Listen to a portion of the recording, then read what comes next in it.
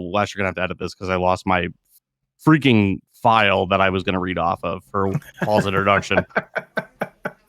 God damn, I'm such a great host. Where the frick did it go? It just wouldn't be a recording session without some hiccups. Yeah, no kidding. Come on, open. Open, please.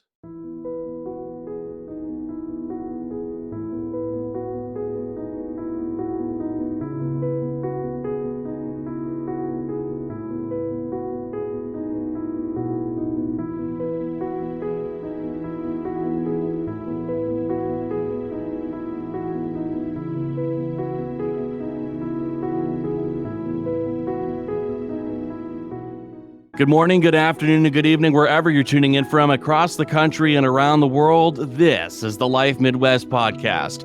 Join a Washington musician, a communications major, and an Army veteran, all hailing originally from the Midwest, as we talk about life's endeavors that are both current and events. We also all wear button-ups this week, except for Lenny. That wasn't planned. That was pretty cool, though. Hey, I'm your host, Kevin Palmer. We got our Thai correspondent, Wes Shirley, in the booth, everybody. Howdy, everyone. And joining us from the state of Washington, Seattle's best, but I don't mean the coffee, Lenny Wells. Hey, how's it going? I don't know. How's it going? I'm just asking. What are you asking the host a question for? I'm trying to do the introduction. You're asking me a question. Yeah. Well, nobody ever asks you, so. I'm fine. I'm freaking fine. Joining us this week, we have our special guest, Paul Lamb. Paul, how you doing? I'm good. How are you guys? Great. Doing pretty good. swell. I don't want to speak for the other guys, but I assume talking to them before the show that they were doing all right. Paul has had a dozen of short stories published in literary magazines, one even nominated for a Pushcart Prize. To also has a master's in English, which we're going to talk about here from Kansas City. I don't want to waste your talents and discuss there, and the differences of the three and how half the population can't decipher between the three. There's bigger fish to fry when you have a master's in English, I'm guessing. So with that said, I want to talk about the book that you had that you'd kind of approached us with called One Match Fire. It's a book about three generations who have all loved for each other but have different struggles to show it to each other. There's skinny dipping, acts of love, mistakes, forgiveness, acceptance, and love in its many forms. But Paul, rather than divulge the differences of, like I said, there, and talking about the book, just right from the get-go, tell us a little bit about yourself. Well, I've been writing forever. I can remember writing stories that I would read to my mother when I was just a boy. I had a couple of important teachers in high school who read what I wrote and said that I should consider that as a profession, and if not a profession, then a serious hobby. So I always did, because I liked the idea that there was no heavy lifting involved with writing, other than a pen or a keyboard, which turned out to be only true in a literal sense and not in a metaphorical sense. We had really heavy lifting to be done. But along the way, I met a girl and we got married and had 4 children in 4 years. There was a set of twins in there, so that excuses it a little. But of course, there were bills to pay and responsibilities. So I got a job working in the corporate world, and that's mostly what I did. But I kept writing on the side as a hobby in my free time, stealing time where I could. And I began writing feature articles for newspapers and magazines, and that was gratifying. And mostly it paid in bylines. I got a little bit of money, but mostly it was just piling up bylines. But I was always writing fiction, always trying to practice the craft, hone the skill until I thought it was good. And I guess my first short story was published 1991, so over 30 years ago. And just last week, I found out my 47th short story was accepted by a magazine. So that's very gratifying. The pay is even less than feature articles, but the gratification is a lot higher. And then somewhere in there, I started writing writing the stories that coalesced into One Match Fire. It's been a good way to fill my days. And now that I'm fully retired, it really fills my days. I'm constantly working on it.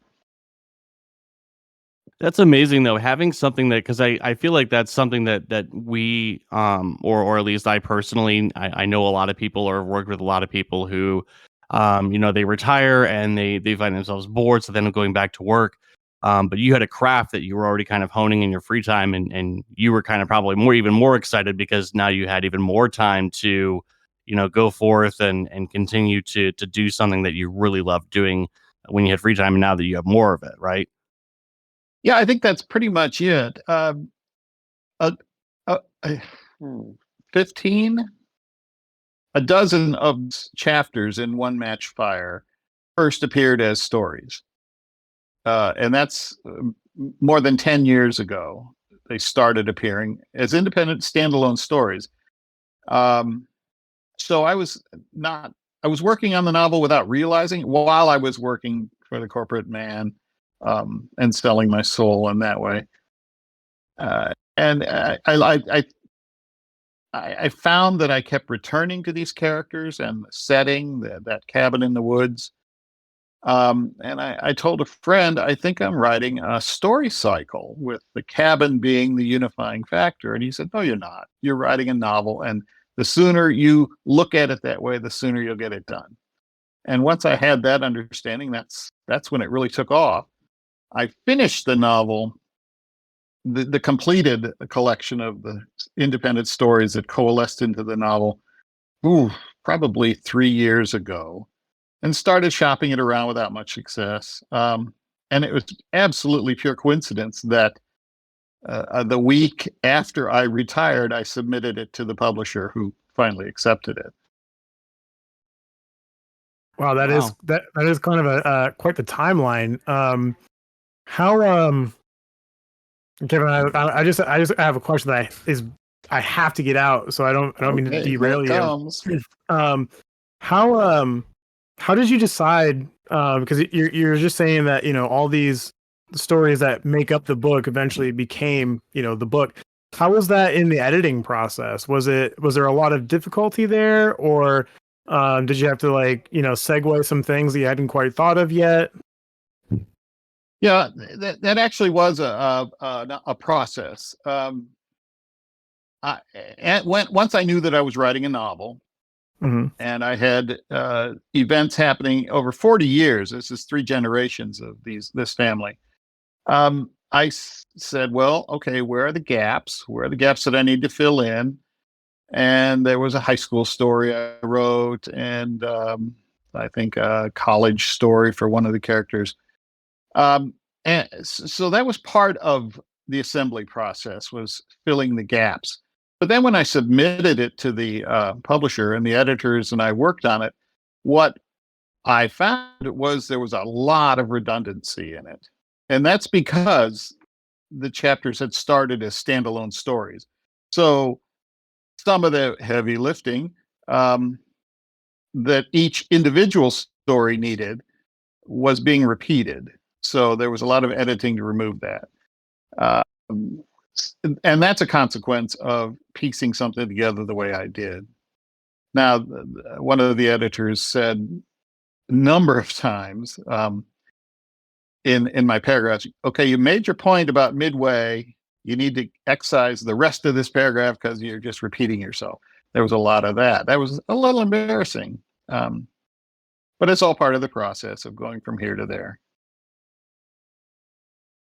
I'm not sure I would recommend that as a way to write a novel anymore. But it got this one published. Hey, what works, Oh, right? Yeah. Lenny and Wes, I'm gonna let you guys take the driver's seat as far as questions, because I know you guys have some more. Wes in particular, I know has a ton that he had set aside. So, I mean, it's just you could obviously cut this part out, but really feel free to take the driver's seat here, guys. Okay. We're going a little right into the book with my first question, but Sure. how much of the book was inspired by like the romantic period? I know the first few chapters I'm reading, I'm like, wow, this reminds me a lot of like Walden, just really romancing nature. And then Lee, the friend of, or the father of Davy's friend, literally calls Joe Throw, and I'm like, oh, there it Yes, he is, does. there it is. um, Uh-huh. I, Part of my master's degree was the American Renaissance and studying the poets and the writers, and that would have included Whitman and Thoreau and Emerson. I am sure I was heavily influenced by that, but I'm not sure that I'm consciously aware of it. That reference to Thoreau that you pointed out um, was based on an actual conversation I had with another father in my son's scout troop. I said, "Look, I just bought this land, and I'm going to build a cabin and a lake on it." And the guy couldn't understand, why would someone do that? He couldn't see how you could make any money off it. And I said, "Well, I'm going to write. That's where I'm going to go to write." And he said, "You can't make any money that way, Thoreau." And so I knew I had to give that to a character, that snide little comment.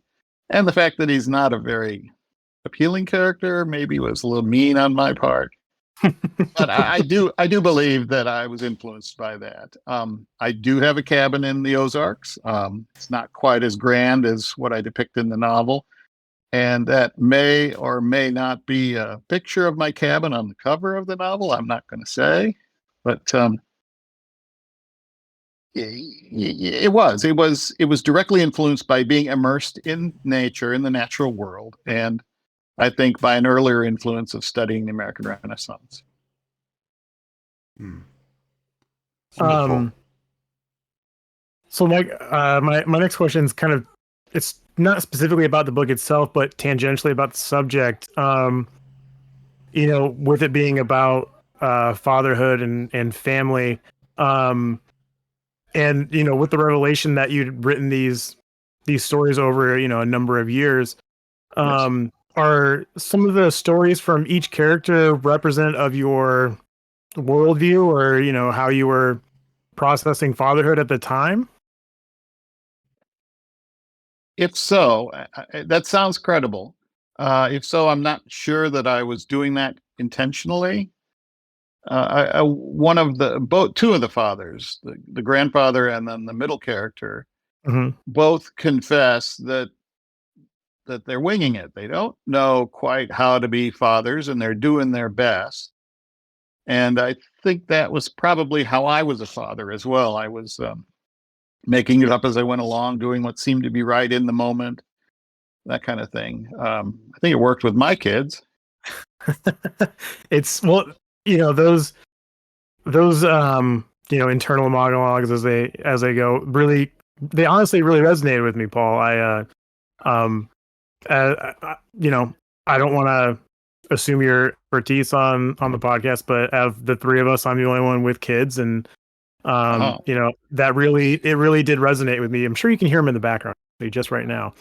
um but it really resonated with me, just that winging it, like, mhm. you have those moments of realization where you just realize that you're in the deep end, Right, and you got to make it work, because now it's not just you, there's other people that are depending on it. right. And it just something that it just really resonated with me. Well, and of course, there is no manual for how to be a good father. And both of those characters, the grandfather and the middle character, were reluctant parents, or were thrown into being fathers. That they had no preparation, they had no intent even, and suddenly they were, and so they had to make it up as they went along.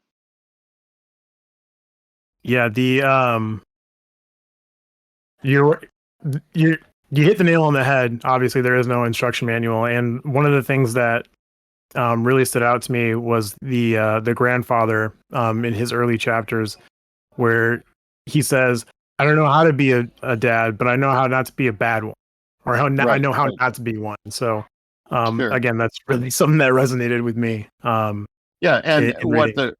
what the reader finds out late in the novel is that his father had abandoned the family, and and that had made him a wanderer. He didn't want to settle down and so forth. Um, but what he discovered was what he desperately wanted was permanence, a good father-son relationship that he never had, which is Yeah. why he seems to have made it work with his son. Yep. Wow, I love it. And you know what's funny? Just a quick tangential thought. It's really funny thinking back to like I'm very close to my grandfather, and so like you always think about like your real life ties to something as when you're reading something, and it's just we're all probably winging it. Like I'm not a dad yet. Wes isn't a dad yet, but like eventually we'll get to that point where like we're winging it, right? But I feel like you get to this point where like you're like I didn't know that my grandfather was winging it. It seemed like he had it all figured out, you know what I mean? And so it's just like it's interesting to like I feel like you get to this point where in life where like yeah, you're winging it, but not everyone knows that you are kind of thing. Right. Does that make Right. sense? It does. It's exactly right. I taught for a while, and one of the things that's common is that you're always trying to stay one chapter ahead of the students, so that you look like you know what you're doing. Well, it's the same with children and raising a family. And I think I would much rather be raised by someone who has lots of doubts and lots of uncertainties rather than be raised by someone who's certain they know exactly what's right and what's wrong. Hmm. Um, and I think that's kind of how I was raised, by certainty rather than uncertainty, um, which I suppose is also why I wrote this novel. Hmm. Interesting. Wes, Lenny, what else you guys got?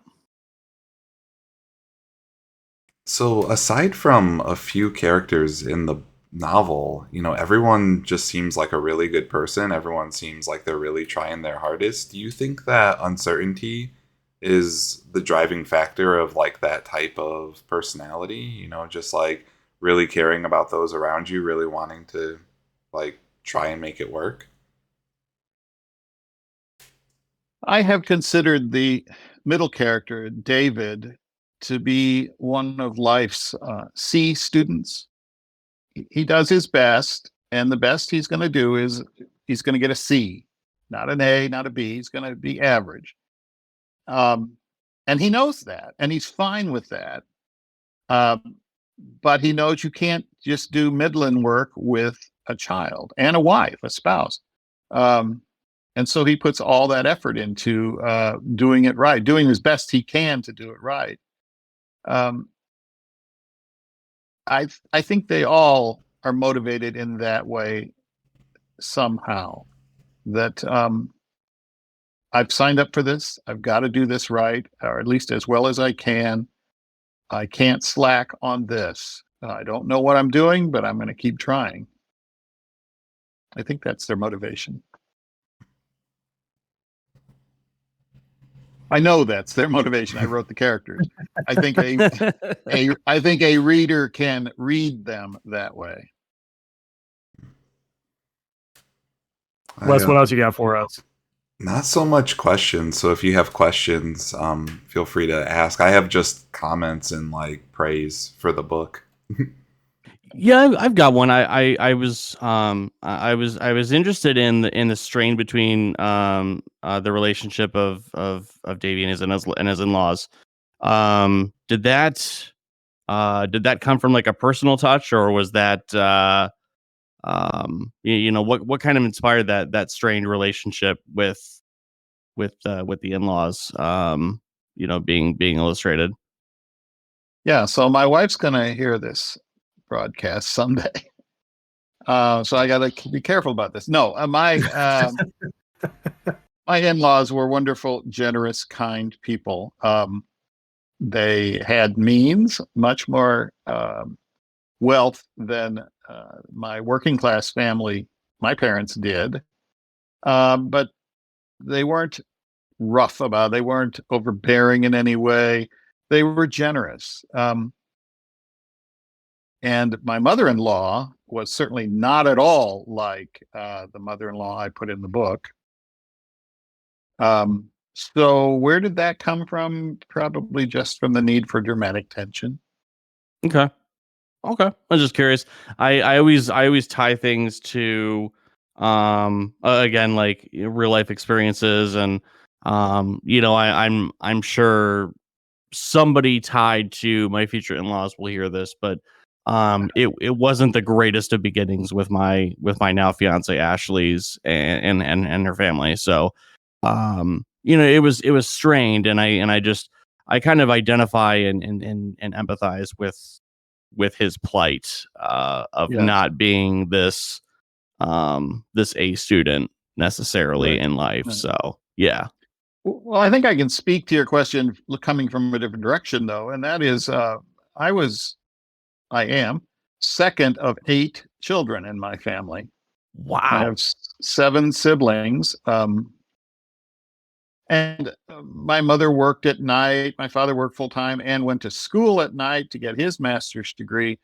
As a consequence, I didn't have a close relationship with him, and I'm certain that I wrote this novel the way I did to create what I think is a more ideal, close relationship between a father and a son. So, in the sense of your question, then that is a real life influence. Hmm. Gotcha. um, well, I've got one more just quick question for you. This is maybe like a technical thing.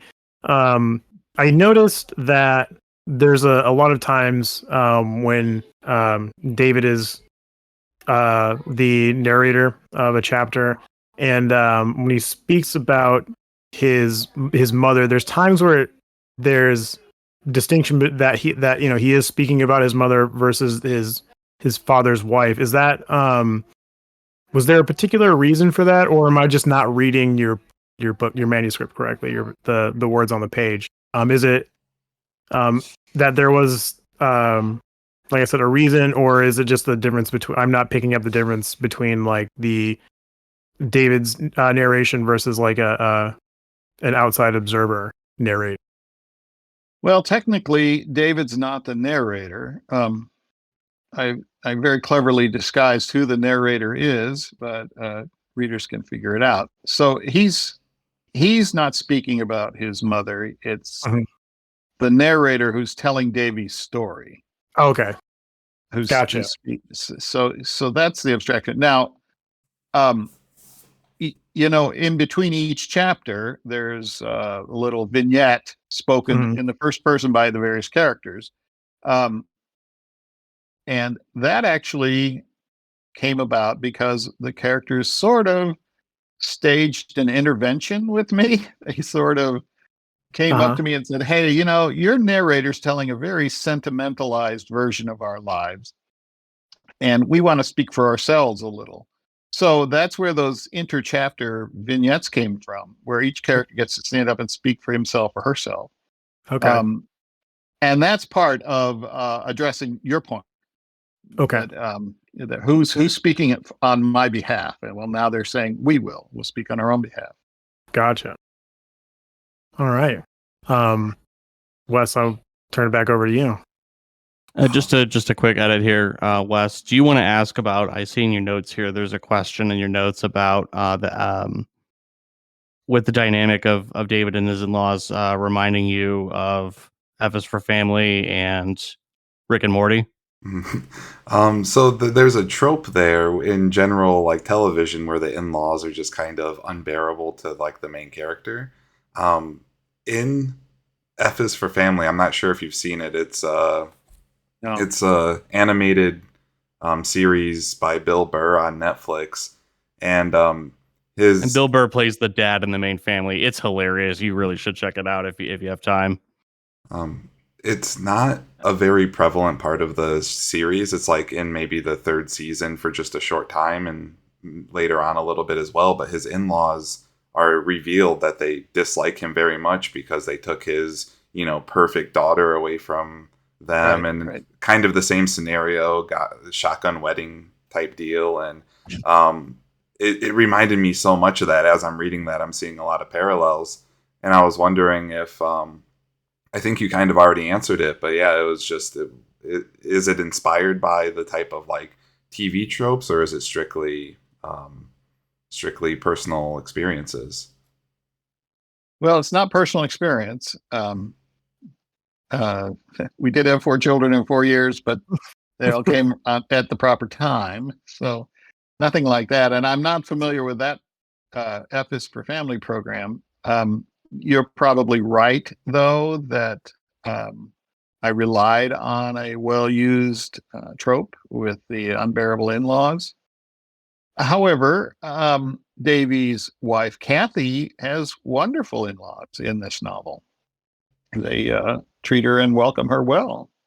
So I guess it's a balance. Okay, that's fair. I do have another one for you, and then I'll kick it back to Wes. So last week we talked about June being Pride Month, and talking a little bit about the LGBTQIA plus community. And I was really curious with the story behind Kurt, and his journey as a gay man. Obviously, can you talk about that, and kind of indulge us a little bit more on his development as a character, and just in general where that inspiration came from? Yeah, I think there are 2 things that fueled his development. One is he is an A student. He's a high achiever. He becomes a doctor. His father loaded trucks for a living, and his son goes to medical school. And the point was to make him very different from his father, to be his own person. And he insists that the only thing he got from his father was curly hair, because he doesn't want his father's influence. He doesn't. At that point in the novel, he doesn't respect his father's influence. But he can't deny that his father is a very capable person in many ways, conventional manly ways. I think he says at one point where he can cut down a tree and cut it into firewood, catch a fish, and then go have breakfast. He can do all of these manly things, conventional manly things. And Kurt, the character, is misreading his father, thinking he won't accept me because I'm not manly in that most fundamental way. I'm not heterosexual. And my father is not bright enough. He can't expand his mind enough to accept me. And that creates a tension between them. And that's where the Kurt character came from. Now, of course, I'm not gay. I'm an ally. I say that I'm not on the team, but I'm in the stands cheering the team on. And I what I wanted to do was create a character as true as possible who happened to be gay. I think I've done that. I haven't heard any complaints about my representation there. But I'm also worried about appropriating a culture that's not my own and trying to use it or define it in a way. So I'm treading carefully there. But that is where Kurt came from, to be an ultimate contrast to his father, at least in his mind. That's fascinating. I love your viewpoint and your motivation behind it. That's true admirable. And I love how you say being an ally, you're not play for the team, but you're in the stands. It's a really great Yes. way to put it. I wish I had thought of that. So Yes. but that's Well, great. feel free to use it. I mean, we need to be kind in this world. Yeah. I will 100% be using it. Thank you. Wes, what else you got, bud? Mostly praise. I did really enjoy the book. I read it from, the prologue all the way to the end. And it reminds me of something that I would have read in like honors English. It's got a lot for everybody. I never had a father growing up. I had a grandfather and he was wonderful. But if you say the book's about 3 generations of men and not having a father, you scoff and like, I'm not reading that. But it had something for me, and I think it has something for everyone. It was just, really well written. I really liked, I like the little things here and there that like got me back into it every time. Like late in the book, it starts off with a whole nother character no one's ever heard of. I don't want to spoil Right. anything, but when Kelly joins, it's like, who is this? Really interesting. And I really liked Kirk's character as well. He was kind of mean towards his father a lot, and then he Yes. gets his redemption at the end. I wasn't a very good son to a very good father, and a little bit of a tearjerker. The book Yes. had tragedies, but overall they were natural tragedies and nothing that distracted from the good characters. Both of my editors at the publisher said the book made them cry. And a lot of the people who've read it, friends and so forth, have said it. They just cried their eyes out over it. And yes, it is sentimental, but I want to think that every bit of that was earned, that it was not gratuitous, that the characters credibly lived these lives. And in these lives, there's some sadness and joy. There's again, I want to preface by saying this, that I'm maybe about a quarter of the way through. But even so far, even that far into the book, there's a lot of what to me feels like genuine emotion. Even just in the prologue, and David's going through his dad's cabin. He's having to go through that process. My wife and I went through a similar process just a couple of years ago when her father passed away. And, that's not something that I don't, unless you've gone through that, that's not something that you really think about. But the way you wrote and it's described, it really perfectly brought back those emotions and made me think about when my own grandfather passed away. At that moment in the book, even though it's just the prologue, you can already kind of feel the regret that David has in a sense. Yes. Because he's going through those journals, and it made me feel my own regret for not knowing my grandfather. So it's not even so. Again, I'm not all the way through it. Wes has read it. The tears, they start really early if you've been through it. Yes. Yes, I understand. Now, regarding that, that prologue was actually the very first story I wrote, and I intended it to be a one-off, just a story. And in fact, I kind of intended to be a sort of instruction for my own children when my time is up and they have my cabin that I'll have left behind, and how they might look at it and appreciate what it meant to me. And I wrote that one-off story, and the characters kept coming back to me and saying, well, what about this? And how about this scenario? And so forth. And so it grew from there, from the prologue. Now, in there, when, as you said, Davy's looking at his father's journals, and his father, kept journals. This was astonishing in its own, that his father would sit down and write things, because he was not a very literate man. But he finds a reference to somebody who we only know as KD, by the initials KD. KD came to the cabin. Is that a man or is it a girlfriend his father had? And we never, ever find out who KD is, nor does Davy. He never does. And to your point, that illustrates that no matter how intimately we know another person, we'll never know all about them, everything there is to know. KD is always going to be a mystery, and my wife will always have mysterious components to her. My children will. And this is a fact of life.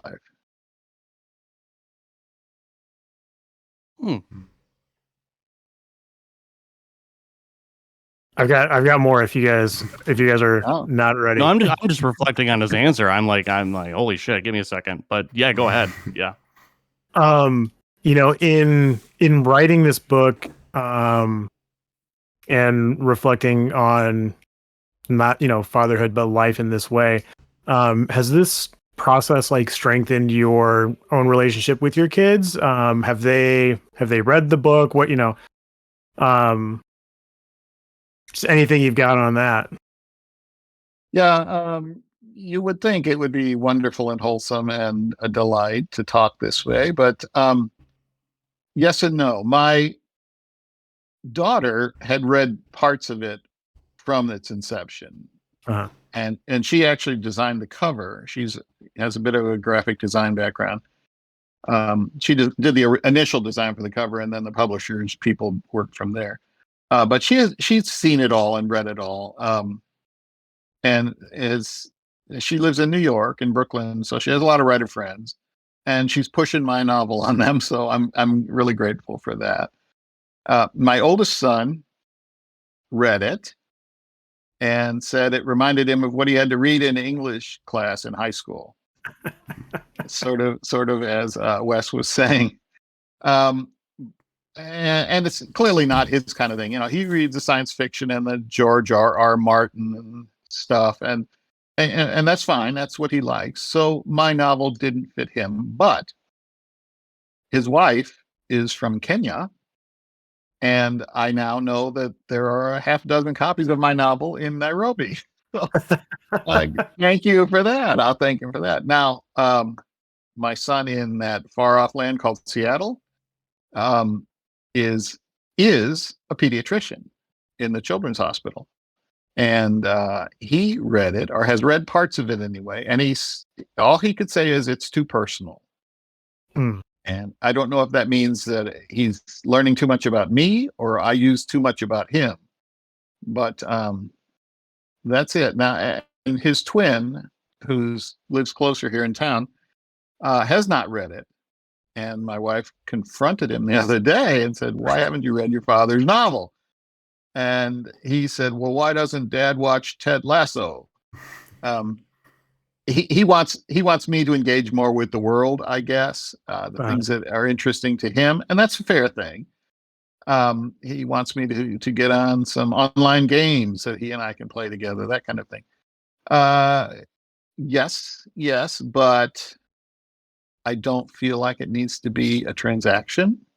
Mm-hmm. He'll read my novel if I'll do this for him. If you don't want to read it, fine. But if you, I wish you were motivated to read it regardless. So yeah, you asked a very pointed question there. I apologize for No, it's fine. It has a solid answer. Those were the answers. Well, I appreciate you sharing that with us. Right. Yeah. Well. Yeah.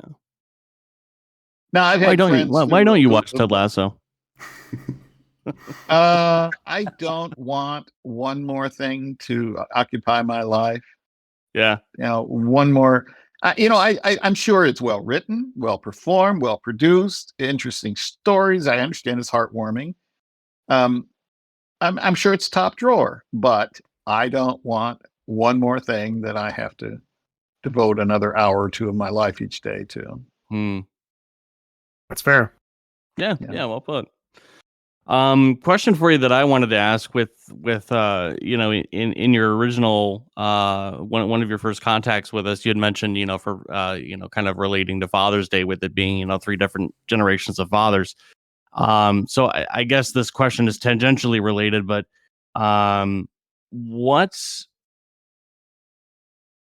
what life lesson would you want people to gain from the book?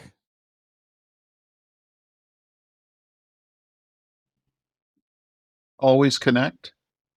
Boy, I wish I could give you that reference. British writer who wrote just at the beginning of the modern period. But that was it. Life is hard. Life is difficult. We need to connect with each other. We need to make it easier for each other to live our lives and to know where we stand with each other. So I'd say just to establish and nurture personal connections between people who are important to us. Also, send your father a card on Father's Day, or call him, or send him a text. Come on. That might be something we end up saying this week, since this will be on the day before Father's Day. We'll say call your dad. For 1 week out of the year, I do say call your mom, don't you? Yeah. We've also started saying tell someone you love them, which I think kind of Yes. is fostered by what you're saying. Build build and dig those trenches of building those connections with those you care about and those who matter, connect with Yes. them. Right. Yeah. I'm going to find that reference.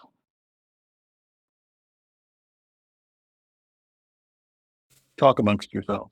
Even if it's not like early 20th century writer, it's very modern in the sense of Hideo Kojima for the three of us. In what his latest game, Death Stranding, where the goal is to make connections. And anyways, just a little one of my favorite little forms of media. So for all the porters out there, keep on keeping on. Wes, all we pretty much have left, I think, are the you got about 4 or 5 questions here in my notes. I didn't know. Do you want to ask them? Do you want to how do you want to because I mean these are things that I want to know too. So You can ask them. I think I like your voice better asking the questions. what is your favorite color? No. Yes. Let's see. So if myself or any of our listeners were to want to write a book, what pointers or suggestions do you have? I know earlier in the show you mentioned, don't write a bunch of stories and then end up piecing it together, because that's it sounds like kind of a nightmare. But as far as what pointers or suggestions do you have? Would you have for those who looking to do that? Well, I'm in a iconoclast about this. I'd say throw out all the rule books, disregard Okay. all the conventional wisdom you've ever heard about what writing is, and just read voraciously, broadly, deeply. Read the way a writer would read. So when you read a sentence or a paragraph, ask, why was it written the way it was written? How would I have written it if I were going to say that? Which one is better? Why does it work? Why does it fail for me? That kind of thing. Writing a novel is a big job compared to writing short stories. It's a much bigger canvas you have to fill with paint, and it takes a lot longer. You have to have patience. You have to have a vision, something that maybe will evolve as you go along, but something that drives you to give a year or two or more to working on it. So you have to be a person who can sit quietly on your own and be self-motivated, and throw out the rule books. Except for the Oxford comma. I like the Oxford comma. It is the superior comma. Yes. I want you to know, I feel like I have to let you know, maybe you'll be a tiny bit proud of me. I love using it even in texting. Yeah. Like Yeah. I love it that much. I will use it in text messages. And I think people think that's weird because nobody ever reciprocates that and like uses it back. Or maybe they just don't know how to apply it contextually, but it's just like, I don't know. Like that's I guess like if anyone ever thought that they weren't texting me and they saw the Oxford comma, then they would know that it's me. So Just makes reading the sentence easier. The Oxford comma is a superior comma, but I'm also a fan of the walk-in. Every other word. Sort of the William Shatner approach. Yeah. Well, I got in graduate school, I found a big sale on commas and semicolons, so I use them a lot because I have a lot of them in my cabinet. Okay, can you solve something for me? This is like an internal argument that I had with like a 6th grade teacher. So no when you're pressure, right? right, when you're listing something in like you're writing it out like in a story or whatever, you're saying house, car, and TV. Let's say in an example in a sentence, you would say house, comma, car, no comma, and TV, or would you put the comma before and? I would put the comma before and. That's the Oxford comma. Yes, I would. The humorous example is not putting a comma in this statement. Let's eat grandma. Let's eat comma grandma, or let's eat grandma. punctuation matters, you know. Yeah. So Commas uh, save lives. yes, yes. All right. Well, on that note, screw you, Mrs. Salmon. You're freaking wrong. Because that always bothered me. And I was like, I feel like I'm pausing, and I don't mean to get tangential here, but it's like, how often do you talk to an English master? But it's like, I feel like you put a comma before and. If you're pausing, you put a comma. So I'm going to sleep a hell of a lot better tonight, thanks to Jake. So, Well, you know, if you use Microsoft Word and you use the autocorrect in there, it's horrendous. It half the time that it cites something in my manuscripts, it's wrong. It's not even like it's a style choice. It's just they've got it wrong. The algorithm isn't smart enough. But the other half of the time, they're dumbing down the language because it's suited for the office, for business speak. And you know, creative writers, we have the privilege, even the obligation to evolve the language, to take it where it hasn't gone, to boldly take it. There's a split infinitive, you know, don't do that. But yet, you know, that's one of the most iconic statements in the language. And in my experience, writers are very insecure people. And you'll write your first draft and you'll say, this is crap. Nobody wants to read this. I don't know what I'm doing. And that's normal for a first draft. But because we're such insecure people, we will be seduced by rules. So if someone says, never use a comma, or always use a comma, or only use the word said when you're tagging dialogue, or never use any other word, you know, a rule simplifies it, makes it easy, takes away our nervousness, our doubt. And I think that's, going back to your earlier question, that is one of the things a writer has to overcome, is the seduction of rules and really be part of the evolution of the language. Does that answer your question, or does that really go on a tangent? No, absolutely. I was going to ask a follow-up question, and I think it's probably me answering my own question as I say it, but it's like, you know, do you think that we cling to those rules and we're seduced to those rules just because they're safe and they feel like guidelines and like these manuals to success, even though, you know, it's like throw out everything you know. Yeah, life is so full of confusion. So any certainty. I mean, that's why advertising works, because it gives us a script. Hmm. It tells us what to think and what to buy and what to like, you know, and you will like Ted Lasso and that kind of thing. I mean, and taking it a little step further, that's why religion works, because it tells you what to think and who to like and who to hate and so forth and so on. We are uncertain beasts who tend to do well with rules and confinements, but those lateral thinkers need the space to expand and try things. Makes sense. No, I like that. I like that a lot. Do you have any other books in the works? Any other pieces in the works? I'm sure if it's anything like being a musician, you're writing little bits and pieces here and there. Like you think of something, you jot it down for memory or for later on. Is that kind of how you work, or is it a little different for you? That is pretty much exactly how I work. I have actually written a sequel to One Match Fire that follows the Kurt character. Oh, wow. And he, of course, has a son and has a contentious relationship with his son. And part of it is because that was how he understood a relationship to be with a father, was to not get along. So that's written. That's it's with some of my beta readers, the ones who look at it and say this is crap and so forth. And once I get it back from them, I'm going to muscle my way through it and then present it to my publisher and see if they're interested. Gosh, well, I'd love to. I mean, I haven't even finished the first book, but I'd love to talk more about that. Have you back on for when you do. You know, that'd be hope that awesome. happens. Yeah. Now, when I was working with the editors, both women at my publisher, Blue Cedar Press, I should mention, that's their name.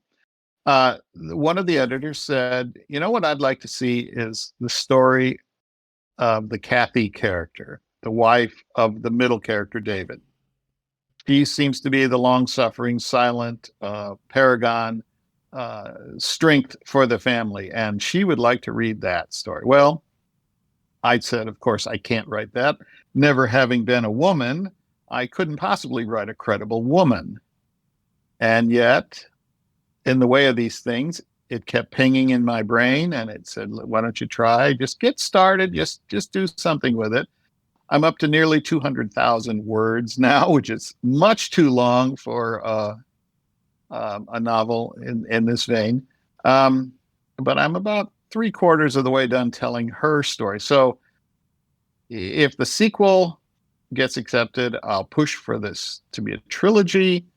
Um, so that I hope will happen. And you will, of course, get complimentary copies to see if we can discuss that as well, and see if it interests you. Now, I have a few other novels I wrote that are utterly unrelated to these, and I shop them around. But I'm so consumed right now with the story of Kathy's life that I just don't have space mentally for looking at anything else. Okay. All right. That's totally Good fair. to hear, though. Yeah. But it does sound exciting for sure. So It fills my days. Before we go to the shoutouts and close out the show, your book, of course, is on Kindle, Amazon, Barnes and Noble, anywhere else one can buy books. I understand that some places are better than others when it comes to your well-being as an author. Ideally, if our listeners were to buy your book, where would you prefer, if at all? If they bought it directly from the publisher, Blue Cedar Press, I would get a nickel or two more than if they bought it from the big outfit that begins with an A. But any local bookstore can also order it for them.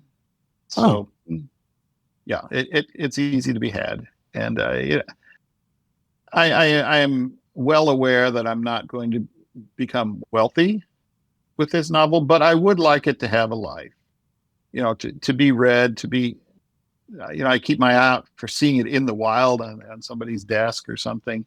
I would like that to happen. So, yes, share the wealth. I know there's some in Nairobi. We pay attention to that here too on the show. We like to take a look and see, where we've reached for as far as countries, go. And even if they only listen to us for 5 seconds, it's like, oh, we got played in India for half an hour, over the last year. That's pretty cool. We love to see stuff like that. So I definitely know what you mean. It really builds momentum. It makes you want to keep going and keep doing it. Yes. It's fuel to the fire. The one match fire in your case. So on that note, it's been real. I was looking for a way to close that, come full circle the whole show.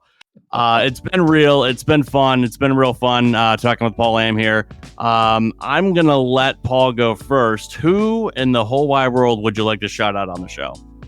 Oh, my wife, of course. She's my first beta reader, my greatest supporter. She promotes the novel, and she keeps me alive. Even far away in Seattle, she's checking in on me all the time. That's great. I love it. All right, Lenny, what do you got? Well, first, Paul, I want to shout you out personally. Thanks for being here, and talking with us today. The book, what I've gotten through, it's great. So I'm really excited for the rest of it. And even more so knowing that there's more in the works from this extended story, this family. So I hope that your publisher picks up 2 and signs on for 3. And I hope everybody else gets a chance to read these stories. So shout out to you, Paul. Thank you so much for your work. I'm also going to shout out my wife, Brittany. she's been wrangling the kids just a little bit earlier than we normally record. Yeah, just like that, Kevin. So shout out to her. I'm gonna go help her when we're done here, make dinner. But yeah, just you two today. Cool. All right, Wes, go ahead. Of course, shout out to you, Paul. Thank you so much for coming on, and I really did enjoy your book. I hope to see a second and a third one, and I think it should end up in schools, and people should be reading it in high school honors English. It's really good, and I hope that it does find success. I know you said you probably won't become rich from it, but I hope you do. It's a good book. Thank you for providing invaluable information to us and our listeners about being an author and what it takes. And I'll also give a shout out to my wife this week. I don't want to be the only one who doesn't. She might murder me. Shout out to mothers. We do that here on the show. I'll let Kevin give shout out to fathers. I don't want to take all the good shout outs away from him. He's always going last and being kind and humble about that. So that's all I have this week. Okay, Kevin. All right, I guess you can go, Kevin. I want to shout out my incredible future wife, Ashley, who is, my first beta reader when it comes to pretty much anything that I do. She's basically my filter, Paul. I have an idea. You see those videos on the internet. Like, there's this one video that comes to mind of this guy was in a giant person-sized bubble, and a Tesla's going 80 miles an hour, runs into the bubble, and he goes sky high and lands in a 80-foot tall maple tree. And it says, "This is why men don't live as long as women." I'm one of those guys, and I know where I would be without my first beta reader. So I think that's what I got to start referring to her as. I love that. I want to shout you out for coming on the show, Paul, for showing interest in talking with us and sharing your story with us. I look forward to finishing it. I look forward to what comes of it, because I think sometimes we read books and we get sad when they're over because we don't know if there's anything coming or not. And this time we do. So what was that? That was just cats. Sorry. Oh, okay. No, okay. I didn't know if my touchy feeliness was giving you a hairball there or something. But yeah, great to have you on the show, Paul. I think there's a lot of parallels between musicianship and writership and authoring something, and we have similar plights at times, or can. So I also want to shout out my freshman, not sixth grade, my freshman year English teacher, Mrs. Salmon, for being wrong about the comma. I'm gonna track her down on Facebook and show that to her. Just so she knows. I just have to have her know. So, folks, it's been great. This is a Father's Day weekend episode. We talk about fathers and the relationships that three fathers had in this book here. So call your dad. You pick up the book, throw your dad a text, and say, "Hey, happy Father's Day." You don't even have to say "I love you." You could. You probably should. I also want to shout out Lenny specifically because he has a dad here on the show, and I know how you are as a dad for the most part, and I know you're a good one, and I know you might be winging it a lot, but you have three awesome kids, man. So I hope I'm a good one. That's all I can say. I'm not gonna sit here and espouse the virtues of my own fatherhood, but I hope they appreciate it in their own time. There you go. Someday they'll write a book about you. There you go. Paul, I'm going to wish you a happy Father's Day as well. Thank you. And to any of our listeners who are dads, happy Father's Day to you as well. Don't forget to check out our socials at The Life Midwest on all major social platforms. Email us at support@thelifemidwest.com. You can also check out our website at midwest.com. Lenny's showing me one index finger. What's up? I want to, Paul, you mentioned your publisher. So is there, do you have any sort of web presence otherwise that you'd like people to be directed to? Well, I have a web page, paullambwriter.com. It links to my blog, and and list of my publications and all. All right. Good job, Lenny. Hey. always picking up my slack. What would I do without you? No, I appreciate it. Hey, folks, we'll be back next week. It's going to be another My Friends episode that we kind of talked about a little bit last week. It'll be with a buddy of mine, Davis, that we used to work with together at Apple. And I think it's going to be 2 great episodes in a row. So hopefully you stick around, and we'll catch you next Saturday and every Saturday here on the Life Midwest podcast. Call your mom and your dad this week. Tell someone you love them, and have a good one. Take care. Have a good one. Bye. We love you guys.